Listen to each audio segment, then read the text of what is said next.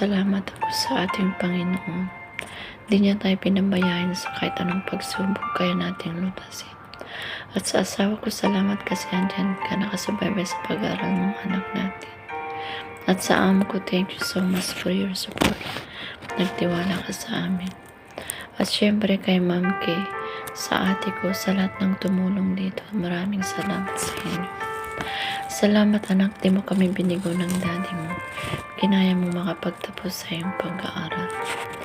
Sinunod mo lahat pangaral namin sa iyo. Stay humble anak. Sa lahat ng sakripisyo natin ay nang sobrang happy ako sa iyo. I'm proud. Pasensya ka na anak, alam kong gusto mo magkasama tayo agad sa stage pero hindi na naman nangyari. Tuwing magtatapos ka mula kinder, elementary, high school, sa pagsali mo ng pageant, wala ako sa tabi mo. Pero alam mo lang anak kung gaano ko saya. At hindi sagabal sa'yo lahat kahit wala ako sa tabi mo. Nananalo, nakukuha mo pa rin ang corona.